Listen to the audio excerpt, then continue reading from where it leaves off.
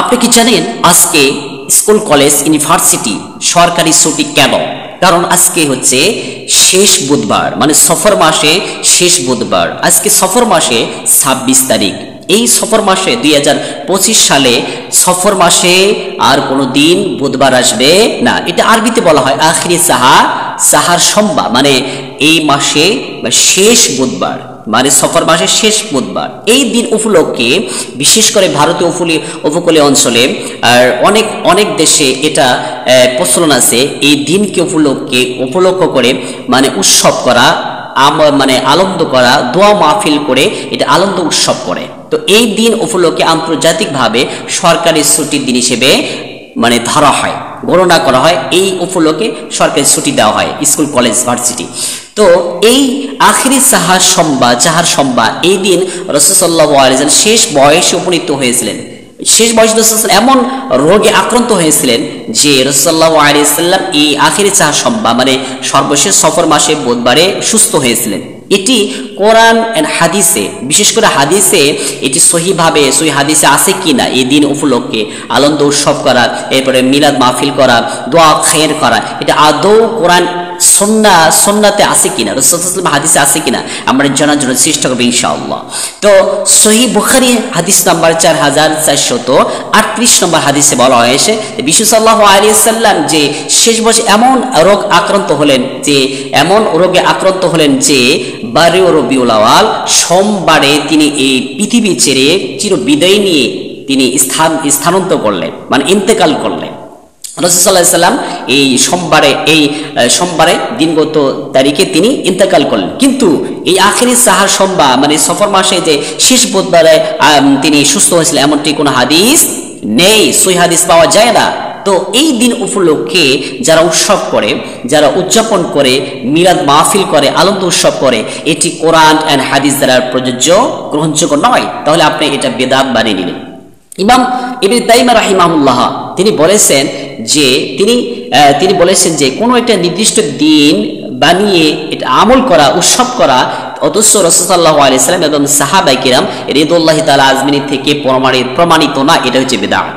ইমাম শাতিবী রাহিমাহুল্লাহ বলেছেন যে বেদাত হলো যেটা কোরআন এন্ড হাদিসে এবং সাহাবায়ে কেরাম আমল নেই, এটি হচ্ছে বিদআত। আর মনে রাখবেন বিশ্বনবী সাল্লাল্লাহু আলাইহি ওয়াসাল্লাম বলেছেন কুল্লু বিদআতিন দালালা, প্রত্যেক বিদআত গোমরাহি বা পথভ্রষ্ট।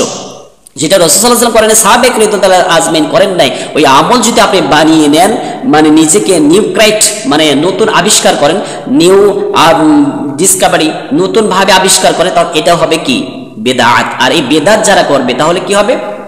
বেদাত যারা করবে অফ দোজ ল্যাম্পেন উড বি আই, যারা এই পথভ্রষ্ট হবে, যারা বেদাত করে, যারা পথভ্রষ্ট হবে, তারা দেয়ার আর so is the step go to the hellfire, তারা জাহান্নামে প্রবেশ করবে, নাউযুবিল্লাহ। তার মানে যারা বেদাত করবে তারা shows the step go to the hellfire, যারা জাহান্নামে প্রবেশ করবে, নাউযুবিল্লাহ। বিশ্বনবী সাল্লাল্লাহু আলাইহি ওয়াসাল্লাম সহিহ বুখারী 2697 হাদিস, আর সহিহ মুসলিম শরীফে 1718 নম্বর হাদিসে বলা হয়েছে মান আহাদাসা ফি আমরিনা হাদা মা লাইসা ফিহি ফাহুয়া রাদ। বিশ্বনবী সাল্লাল্লাহু আলাইহি ওয়াসাল্লাম বলেছেন যে আমাদের দ্বীনের ভিতরে যারা নতুন আবিষ্কার করে তাহা অন্তর্ভুক্ত নয়, বা রাসূল সাল্লাল্লাহু আলাইহি ওয়াসাল্লাম অন্তর্ভুক্ত নয়, সাহাবায়ে কেরাম রাদিয়াল্লাহু তাআলা অন্তর্ভুক্ত নয়, তাহা প্রত্যাখ্যানযোগ্য নয়, তাহা প্রত্যাখ্যান করা হবে না। সহিহ বুখারী নম্বর হাদিস 2697 নম্বর হাদিস, আর সহিহ মুসলিম শরীফে 1708 নম্বর হাদিসে বলা হয়েছে যা দিনের ভিতরে আবিষ্কার করা হয় নতুন ভাবে এবং তাহা গ্রহণ করা হবে না, তা প্রত্যাখ্যানযোগ্য, এটা কখনো গ্রহণ করা হবে না। সো মুসলিম ভাই বোনেরা, এই যে আখিরি সাহার সোমবার, এটা হচ্ছে একটা বেদাত, একটা দিন, অথচ এই দিন উপলক্ষে সরকারি ছুটির দিন দেওয়া হয়, সরকারি ছুটি হিসেবে উদযাপন পালন করা হয়, অথচ সে একটু মানে ভেবে চিন্তে দেখে না যে এটা হচ্ছে কি বিদআত। আর বেদাত করলে কি হবে? সরকার যদি বেদাতি করে, তারপরে প্রধানমন্ত্রী, তারপর রাষ্ট্রপতি, এবার মন্ত্রী, স্বরাষ্ট্রমন্ত্রী, যারা এই কর্মকর্তা যারা আছে, তারা যদি এই দিনটাকে উপলক্ষে যদি ছুটির দিন যদি দেওয়া হয়, তাহলে কি তারাও বেদাতি হয়ে যাবে। আর বেদাত হলে কি হবে?